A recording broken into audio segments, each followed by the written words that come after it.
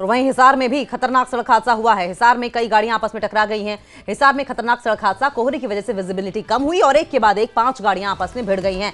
Hisar Chandigarh national highway पर यह हादसा हुआ है।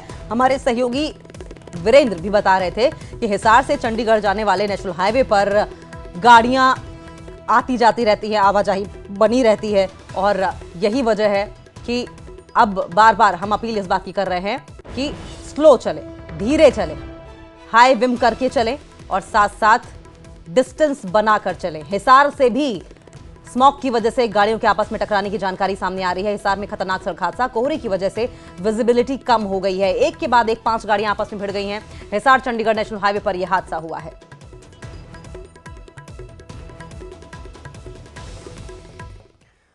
और संजौली मस्जिद में अवैध निर्माण का मामला गर्माता चला जा रहा है। मुस्लिम वेलफेयर सोसाइटी की याचिका पर आज फैसला सुरक्षित रख लिया गया है। ये बड़ी अपडेट सामने आ रही है। 22 नवंबर को एडिशनल डिस्ट्रिक्ट एंड सेशंस जज की कोर्ट सुनाएगी फैसला। मुस्लिम वेलफेयर सोसाइटी ने अपनी याचिका में सवाल उठाए हैं। संजौली मस्जिद कमेटी पर सवाल उठाए। संजौली मस्जिद कमेटी को मस्जिद निर्माण गिराने की अनुमति नहीं है दी गई।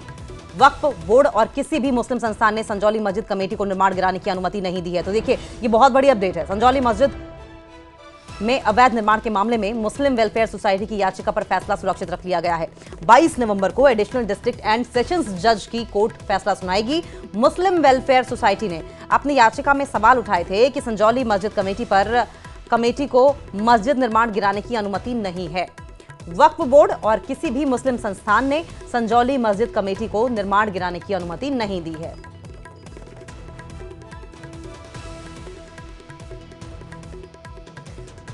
राजेंद्र, क्या अपडेट है? ये मामला तो अब कोर्ट में विचाराधीन है, तो ऐसे में संजौली मस्जिद कमेटी को निर्माण गिराने की अनुमति नहीं है। मुस्लिम संस्थान और वक्फ बोर्ड ऐसा कह रहे हैं।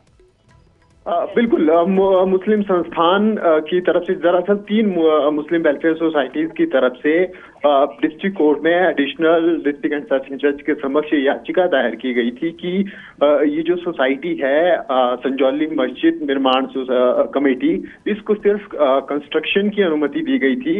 इसके अलावा इसको कोई भी अनुमति ना तो वक्फ बोर्ड की तरफ से दी गई है और ना ही किसी मुस्लिम वेलफेयर सोसाइटी या किसी अन्य संस्था की तरफ से। तो ऐसे में यह कमेटी अधिकृत नहीं है मस्जिद निर्माण गिराने के लिए। इसके अलावा ये भी एमसी कोर्ट से पूछा गया है और वक्फ बोर्ड से पूछा गया है कि किन नियमों के तहत तो ये कमेटी ये दावा कर रही है कि हम जो अवैध निर्माण है उसको गिरा सकते हैं। इसके ऊपर अब वक्फ बोर्ड अपनी सबमिशन देगा 22 तारीख से पहले, क्योंकि 22 तारीख को फिर से इस मामले की सुनवाई होने वाली है। तो 22 तारीख से पहले वक्फ बोर्ड से डिस्ट्रिक्ट कोर्ट ने ये मांगा है कि आप बताइए कि आपने